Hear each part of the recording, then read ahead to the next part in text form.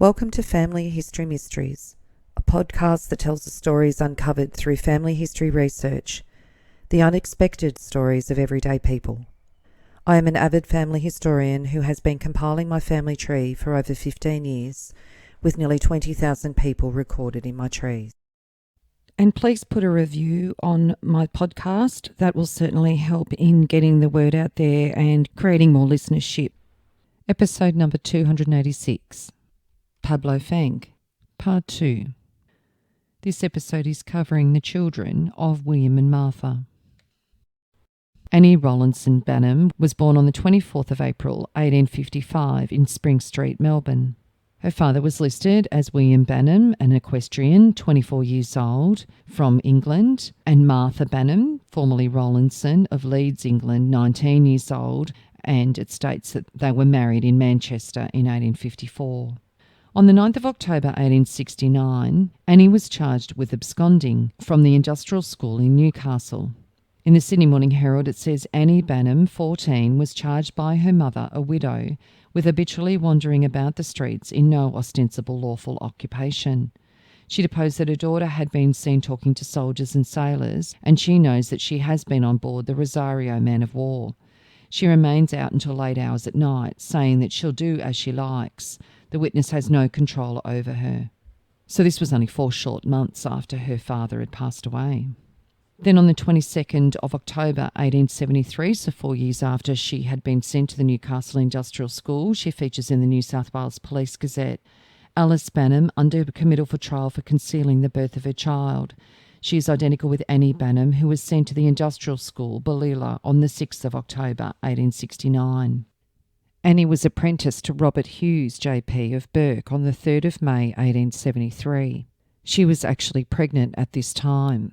She had a male child on the 18th of September. In attempting to conceal the baby, the body was retrieved, and Annie informed them that she had done the wrong thing and made a statement to the police. An inquest was held on the 19th of September, and Dr. Yule, a brewerina, gave evidence to the effect that the child was fully matured, it had probably been born alive, and he considered the death had occurred from neglect. Annie was charged by the coroner and committed to take her trial at the Court of Sessions in Burke on the 8th of November 1873. She was given a verdict of manslaughter and sentenced to 12 months hard labour at Bathurst Jail. On the 11th of November 1874, at the time of her release from Bathurst Jail, Annie was described as a servant that had been born in Victoria in 1855. It is quite likely at this time that she adopted the name Rose Hannah, and she commenced a relationship with Theophilus James Bell. She was known as the wife of Theophilus James Bell, living firstly in Carcoar, then Brewerua, and finally in Sydney. No marriage has been identified for this couple, and Theophilus James Bell can't be found. Family trees have listed him as also being known as Charles Bell, but there's also another man identified as James Bell, also known as Hales, and also known as Rhodes. But it's not definite whether this is one and the same man. A child, Theophilus James Bell, he was born in Carcoar, New South Wales in 1876.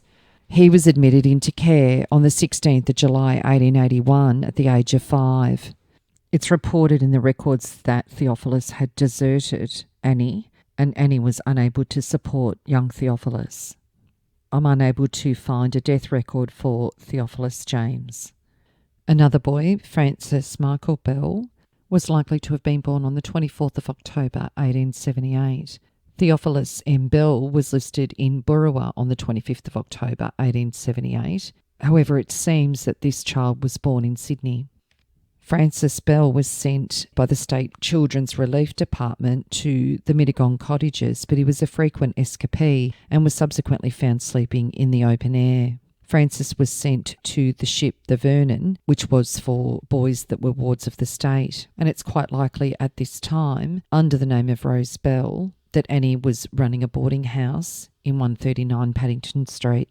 In census records, she lists herself as a washerwoman, and she states in other records that she has 3 sons. Francis's father was not named and was described as deceased. Eventually, Francis was apprenticed to Scone, but was then readmitted to the Vernon in 1891.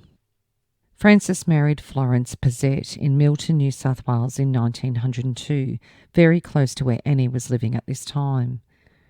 When he married, Francis said that he'd been born in 1877 in Tilba, New South Wales, a town very close to Dignam's Creek and Cobargo. In about 1909, Francis abandoned Florence and their children, and they divorced in October 1914.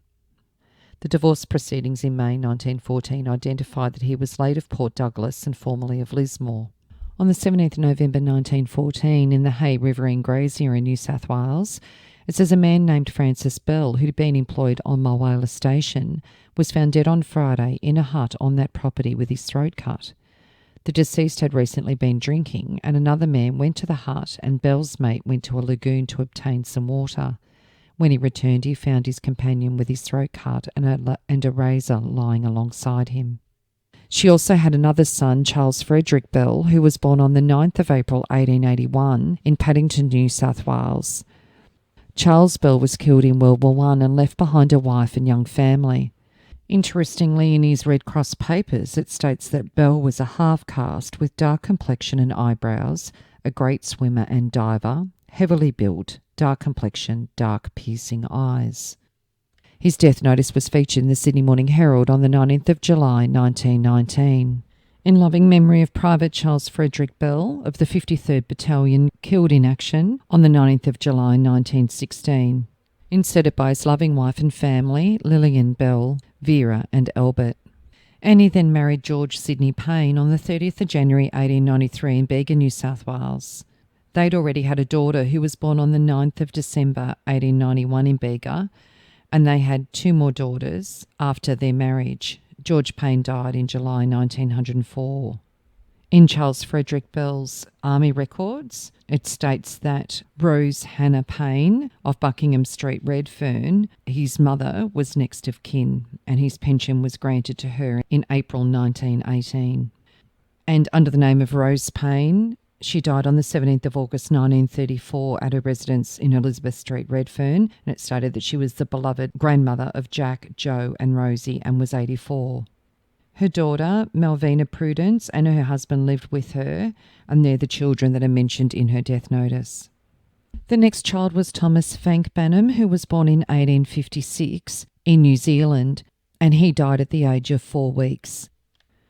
William's next child was John Banham Fanque, known as Frank Pablo, who was born on the 6th of December 1857 in Melbourne. On the 14th of May 1869, he absconded from his home, 12 Wilmot Street in Balmain, and his name is listed as John, and in brackets, Young Pablo.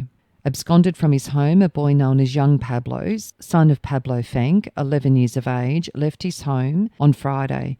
Information respecting him will be thankfully received by Mrs. Pablo of Wilmot Street, Brickfield Hill. In June 1869 in the Sydney Empire, it says that John Fanque was ordered to be sent to the industrial school ship, the Vernon, being under the age of 16 years, and was wandering about the streets in no lawful occupation. This was actually just before his father died. In the Portland Guardian in Victoria on the 1st of July 1889, it says Pablo Fanque, not unknown in the boxing world in Sydney and Melbourne, was sent to jail today for stealing liquor from the Commercial Hotel at Port Melbourne. It seems by March 1886 that he was boxing professionally. On the 29th of June 1891, in the Sydney Referee, it says the Olympic Club are arranging several good battles, and I hear one of the first to take place will be a fight to a finish between Charlie Dunn and Frank Pablo.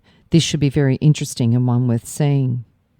And in a recollection it says Pablo Fanque, a queer character of the time, a Spanish-American who graduated to the ring from a circus. And that was mentioned in Ipswich, Queensland. On the 5th of February 1892 in the Sydney Australian Star at the Olympic Athletic Club, Saturday night monster program, Frank Pablo, the well-known boxer. On the 7th of March 1893 in the Sydney Australian Star, Frank Pablo, professional puncher, was remanded till Friday on a charge of having stolen a cheese from the Albion Wharf in Sussex Street. Frank Pablo, well known in boxing circles, was charged on remand in the Central Police Court yesterday, stealing cheese valued at 10 shillings, the property of GBW Lewis.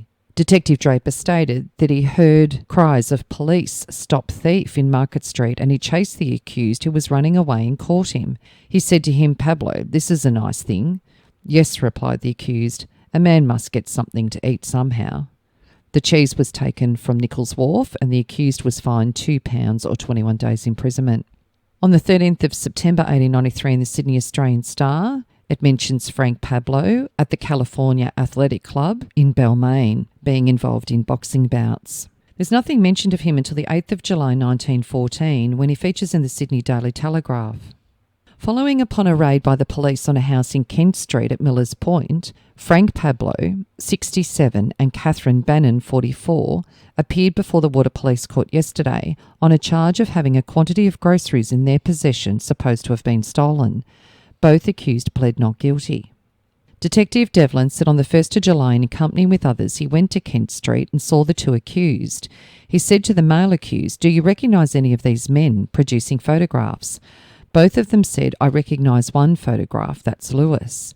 He asked what they knew about the other photograph. They both denied knowing the man.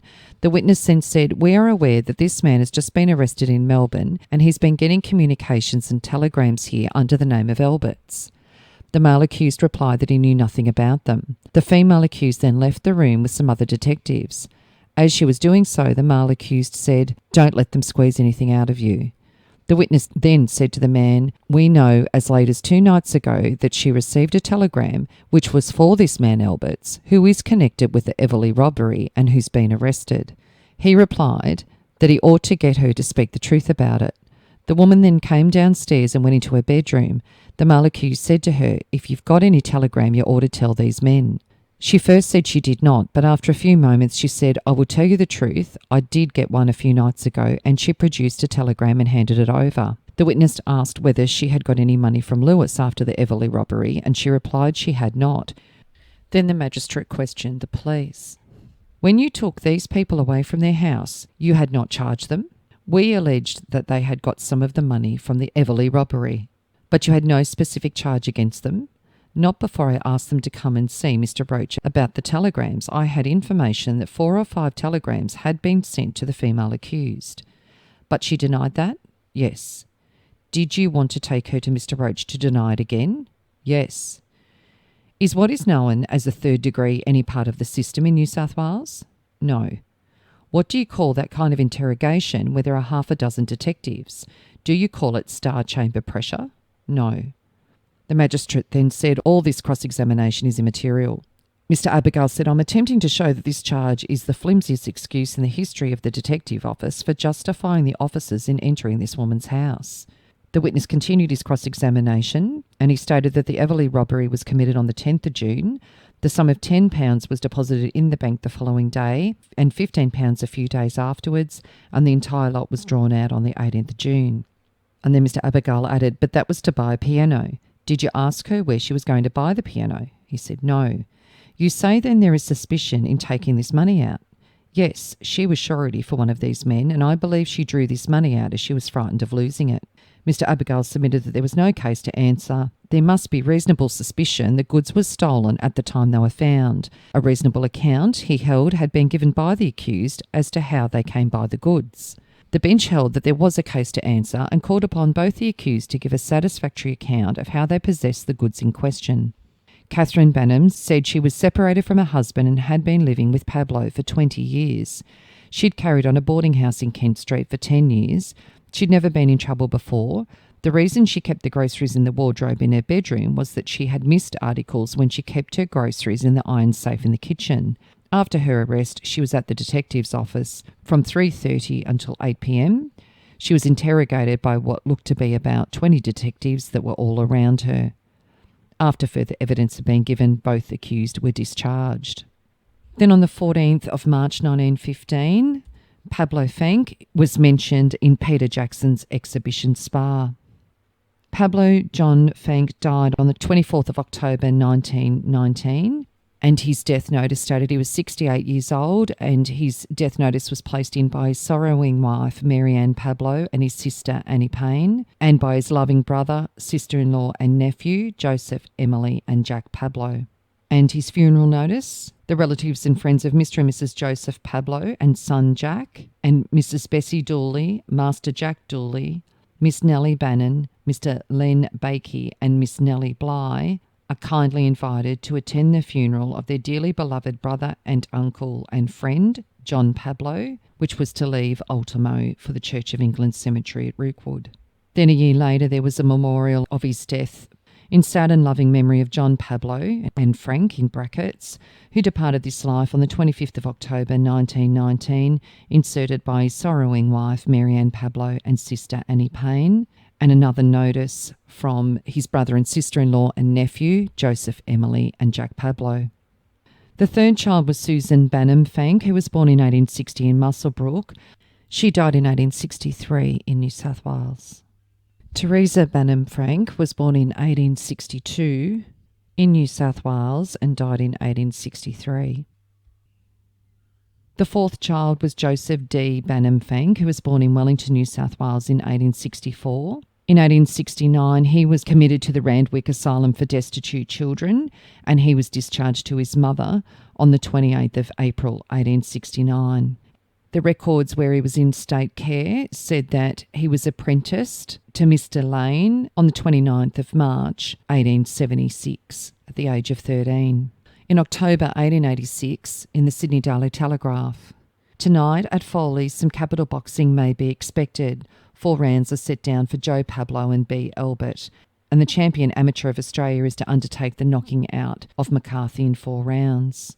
On the 27th of January 1887 in the Sydney Referee, it mentions at Mr. Foley's Hall that Joe Pablo faced Possum Ward for 4 rounds, the latter undertaking to dispose of Pablo.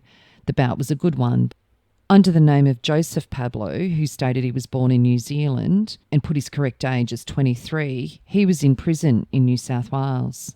He was tried at the Sydney Quarter Sessions on the 24th of February 1887 for assault and robbery. He was found guilty in the Parramatta Court and had to serve 2 years and 11 months hard labour. On the 25th of February 1887 in the Sydney Morning Herald, it says Joseph Pablo was arraigned upon a charge of having assaulted and robbed George Long.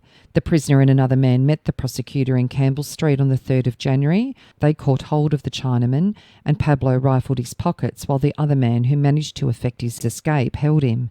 And upon his release, 3 years later, he married Emily Polson in Sydney when he was 26.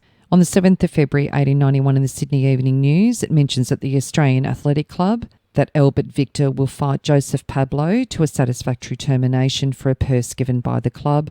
The fight is likely to be an exciting one. Pablo was known as the renowned scientific middleweight. On the 29th of February 1892 in the Sydney Australian Star, Joe Pablo and Jim Agar, 2 middleweights, engaged in a fight to a finish at the Olympic Club on Saturday evening, which resulted disastrously for Agar. Pablo was in the better condition of the two, and while he took his time, Agar went to work very excitedly, with the result that he soon fell to pieces, and in the 3rd round his seconds, recognising that he was gone, and he threw up the towel. Pablo got in some very heavy body blows with the right, which to a great extent contributed to the brief duration of the combat. On the 6th of January 1893 in the Sydney Australian Star, tomorrow night at the Golden Gate Club there'll be a good evening's entertainment provided by the management. The members will also be afforded a good exhibition between Joe Pablo and B, a Samoan native, by Joe Pablo going to try out B, who fancies he is a world beater. On the 11th of January 1893 in the Sydney Referee, a good attendance witnessed fun and sport at the Golden Gate on Saturday night. Joe Pablo tried out a new arrival who reckons he can fight a bit. He's a Samoan native named B and a sturdily built fellow. He got all he wanted from Pablo, and although he took his gruel in game fashion, he was never in it and hadn't the ghost of a show. Now, instead of Joseph, we have an entry on his wife Emily. On the 16th of October 1893 in the Sydney Australian Star, Mary Brown and Emily Pablo, 2 young women, held a boxing tournament on their own account in Kent Street on Saturday. Constable Barnes said umbrellas were smashed, bad language used, and a big crowd collected to watch the combat. They received a penalty of 10 shillings or 3 days. And another article just states that Emily Pablo, 22, married, was part of a large group that were fined for rioting. On the 17th of April 1894 in the Sydney Evening News, Arabella Watson summoned Joseph Pablo for assault. A fine of £2 with 25 shillings and 10 pence costs or 2 months in default was imposed. Emily died on the 10th of October 1925, and it says the friends of Mr. Joseph Pablo Sr. and Mr. and Mrs. J. Pablo are kindly invited to attend the funeral of their beloved wife and mother, Emily Amelia Ann, and she was buried in the Catholic cemetery at Rookwood. Joseph Pablo died in 1935 in New South Wales at the age of 71. On the 4th of July 1935 in the Sydney Morning Herald, and announced his funeral, saying the relatives and friends of the late Joseph Fanque, and in brackets Pablo, are kindly invited to attend his funeral at the Church of England Cemetery at Rookwood. They had one child during their marriage. His name was John Joseph Pablo, known as Jack, in 1894. Jack Pablo, at the age of 23, was a crew member on the ship Wairema from Melbourne to Sydney on the 17th of December 1917. He then married Helen Florence Wilhelmina Hildebrand, known as Ellen, in 1923, and they had 2 girls. In 1930, Jack was working as a packer and living at Pyrmont, New South Wales, and Jack and Ellen must have divorced by 1938 as Ellen married Norman Russell Ham in New South Wales. In 1943, Jack is listed in the New South Wales census as John Joseph Banham and living with Alice Mary Banham. They had a daughter. And John Joseph Banham Pablo died on the 19th of April 1956 in Sydney. The inscription on the stone says, "Dad sleeps here." There was a male child born in 1865, and the assumption is that this male baby had died either at birth or not long after birth. The next child of Williams was Elizabeth Martha Fanque, who was born in 1866. She was only 3 when she was committed to the Randwick Asylum for Destitute Children. However, she was discharged back to her mother on the 28th of April 1869. She was 3 years and 9 months when returned back to her mother. However, she was apprenticed to the Randwick Asylum on the 19th of October 1877 when she was 12 years and 3 months old. By the time she was 13 years and 5 months old, she was transferred to Eden. And then 10 months later, when she was 14 years and 3 months, she was transferred to Mr. W. Dunnett. She married William Lydiard in Bega, New South Wales in 1881 when she was 16. William had arrived in New South Wales from New Zealand and he was 13 years older than Elizabeth. William Lydiard was executed for murder in 1886. William was charged with murdering Patrick Noonan at Wardell in New South Wales in May 1885. Elizabeth was also charged with being an accessory after the fact. John Barry lived in the same house as the Lydiards from September to December in 1885. During this time, he said that Lydiard and his wife quarrelled a great deal. Lydiard was very jealous of his wife. In one of these disputes, John Barry heard her call her husband a murderer and that she'd like to see him floating down the river like the man that was found at the punt. James Gould had Lydiard in his employ, but he had to discharge him through he and his wife continually quarrelling. Elizabeth was not prosecuted in the end and was eventually released. William and Elizabeth had 2 daughters, Elizabeth and Mary Jane. Elizabeth made her way to Sydney after the execution of her husband and located her brother, Pablo Fanque, and her sister, Mrs. Bell, and sought their assistance. Elizabeth and her daughters entered the Benevolent Asylum in May and June 1886. The 2 children were admitted together for one night in the following August and were then boarded out in the Barrel area. Pablo initially agreed to support the 2 little girls on the condition that a property that was left to Elizabeth that was in New Zealand, that was 60 acres, was able to be acquired by him. It seems due to unpaid rates that there was probably nothing left and quite possibly the property was sold from under them, and as a result, Pablo abandoned his sister and her daughters. Family researchers are unable to locate the death of Elizabeth Martha Fanque. I hope you enjoyed the story of Pablo Fanque Sr. in England, but also his son William, who became Australia's Pablo Fanque. If you are interested in sharing your story on my podcast, Family History Mysteries, please go to my Facebook page and send me a message. If you would like some assistance in filling in the gaps in your family tree to see what mysteries you solve, please get in touch. And don't forget you can have early access to episodes by subscribing, and you'll also gain access to bonus episodes.